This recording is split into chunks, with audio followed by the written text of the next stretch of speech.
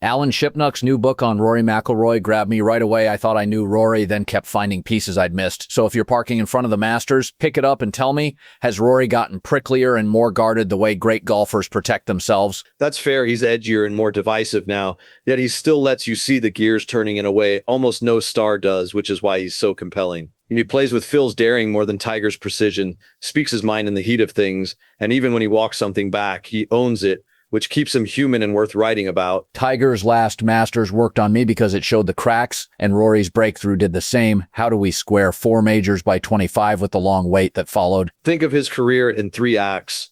Boy wonder, the long quest to complete the set, and now the unburdened champion who finally slipped on green. Here in Augusta, he's floating, and that freedom could mean fireworks. He cares about legacy, wants to win at places like St. Andrews and Pebble. Tiger was tightly wound. Phil lived out loud as Rory, the rare blend less sealed off than Tiger, steadier than Phil. Exactly. Over 3 decades, the biggest draws have been Tiger, Phil, and Rory, but only Rory's navigated fame without a true tailspin, grounded by family, childhood friends, and a real warmth that isn't for show. He's generous, he likes people, and while the other 2 own more trophies, they might trade for his clean conscience and healthy body, which is partly why I wanted a celebration. You dig into it at the end. Where does he sit all time? He's already in the top dozen, and I'd put him ahead of some 6-time legends because his resume spans continents. Padraig once told me Rory's North Star is 9 majors, and with his longevity, easy on the body swing, and a purpose bigger than himself, thrilling fans and inspiring kids back home,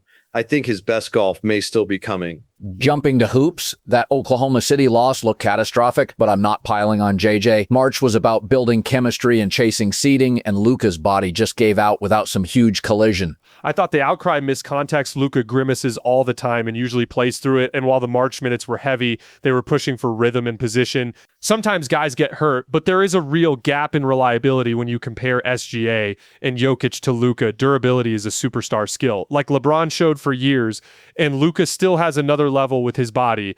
On the trade, I wanted extra picks because Luka's defense and health were red flags. LeBron's been sturdier, and Luka still feels like a souped-up Carmelo and elite scorer who has to buy in more on the other end. For what it's worth, Luka outscored AD in March after the deal, which says plenty about where each guy is trending. That Denver-San Antonio overtime game was a thriller, and while Jokic still looks like the best in the world, I think about contenders as how they might break. The Spurs can absolutely win the title, but in crunch time, you saw Wemby nudged into tough followaways and limited creators trying to solve set defenses, while Denver got clean looks on demand with Jokic and Murray. If seeds hold, we could see them in round 2, and if San Antonio bows out, it'll likely look like this: Denver walking them into great shots while the Spurs search for a final 5.